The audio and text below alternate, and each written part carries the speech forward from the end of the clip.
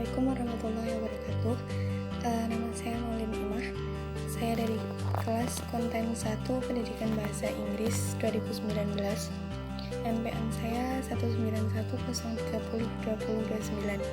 Di sini saya akan menjelaskan tentang teori belajar humanistik. Teori belajar humanistik merupakan proses belajar yang ditujukan untuk memanusiakan manusia itu sendiri.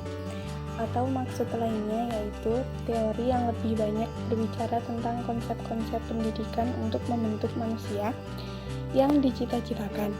Teori belajar humanistik bersifat eklektik, yaitu menggunakan semua teori asal memiliki tujuan yang sama, yaitu memanusiakan manusia. Pandangan Rogers tentang belajar. Menurut Rogers, kegiatan siswa belajar hendaknya tidak dipaksa, tapi dibiarkan belajar sesuai dengan keinginannya sendiri. Selain itu, Rogers juga mengemukakan prinsip belajar humanistik, yaitu hasrat untuk belajar merupakan suatu hal yang bersifat alamiah bagi manusia. Yang kedua yaitu belajar yang berarti atau belajar bermakna. Sangat penting bagi seseorang karena dapat digunakan untuk menimbang suatu aktivitas atau kegiatan. Yang ketiga yaitu belajar tanpa ancaman atau hukuman. Ini tidak efektif karena hasilnya tidak akan bertahan lama. Dapat diganti dengan kegiatan seperti eksperimen dan lain-lain. Yang keempat yaitu belajar atas inisiatif sendiri. Ini dapat menunjukkan betapa tingginya motivasi internal yang dipunyai oleh seseorang tersebut. Yang terakhir yaitu belajar dan perubahan. Seseorang harus bisa menyesuaikan keadaan yang senantiasa berubah. Rogers juga menciptakan langkah-langkah pembelajaran, yaitu guru memberikan kepercayaan kepada kelas memilih belajar secara tersebut. Yang kedua, guru dan siswa membuat kontrak belajar pada awal masa pembelajaran. Yang ketiga, guru menggunakan metode inquiry atau belajar menemukan atau discovery learning. Yang keempat, guru menggunakan metode simulasi. Yang kelima, guru mengadakan latihan kepekaan agar siswa mampu menghayati perasaan dan berpartisipasi dengan orang lain, dan agar bisa saling membantu dengan teman sebayanya. Yang keenam, guru bertindak sebagai fasilitator belajar. Yang ketujuh, guru menggunakan pengajaran berprogram agar tercipta peluang bagi siswa untuk timbulnya kreativitas dan inisiatif yang bagus.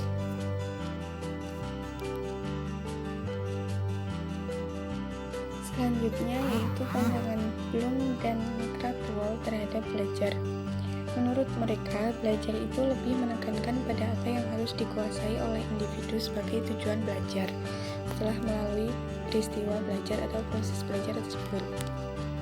Bloom yang dirangkum dalam 3 kawasan, yaitu kawasan kognitif meliputi pengetahuan, pemahaman, aplikasi, analisis, sintesis, dan evaluasi dan kreativitas. Kemudian yang kedua yaitu kawasan afektif, berupa pengenalan, merespon, penghargaan, pengorganisasian, dan pengamalan, atau menjadikan nilai-nilai sebagai bagian pola dari hidup. Kemudian yang ketiga yaitu ranah psikomotorik, terdiri dari peniruan, penggunaan, ketepatan, perangkaian, dan naturalisasi. Selanjutnya yaitu pandangan Kolb tentang belajar. Kolb membagi tahapan belajar menjadi 4 tahap belajar, yaitu pengalaman konkret atau tahap paling awal ketika belajar seperti melihat peristiwa.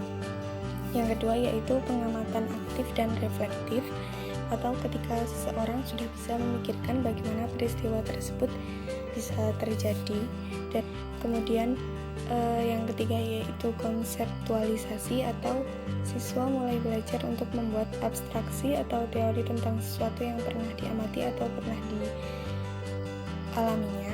Kemudian yang terakhir eksperimen aktif, yaitu siswa mampu mengaplikasikan suatu aturan umum atau konsep-konsep, teori-teori atau aturan ke dalam situasi nyata atau baru. Kemudian pandangan Hani dan Mumford terhadap belajar. Mereka membuat penggolongan siswa atau membagi siswa menjadi 4 macam atau tipe, yaitu yang pertama aktivis, atau mereka suka melibatkan diri dan berpartisipasi aktif dalam pengalaman baru, dan mereka lebih suka menggunakan metode brainstorming atau problem solving. Yang kedua yaitu tipe reflektor. Tipe reflektor ini sangatlah berhati-hati dan lebih cenderung konservatif. Yang ketiga yaitu tipe teoritis, yaitu tipe siswanya sangat kritis dan selalu berpikir rasional dengan penalarannya. Mereka juga tampak lebih tegas. Dan yang keempat yaitu tipe pragmatis, yaitu mereka lebih suka menaruh perhatian pada aspek yang praktis dan tidak suka terlalu banyak teori, konsep, dalil, dan sebagainya. Yang terakhir yaitu pandangan Habermas tentang belajar. Habermas percaya bahwa belajar sangat dipengaruhi oleh interaksi baik dengan lingkungan atau alam dan sosial. Ia membagi tipe belajar menjadi 3 tipe, yaitu 1. Belajar teknis atau menekankan interaksi manusia dengan lingkungan. Yang kedua, belajar praktis, yaitu menekankan untuk interaksi dengan manusia lain atau dengan sosial. Dan yang ketiga yaitu belajar emansipatoris atau menekankan pemahaman terhadap informasi dalam suatu lingkungan.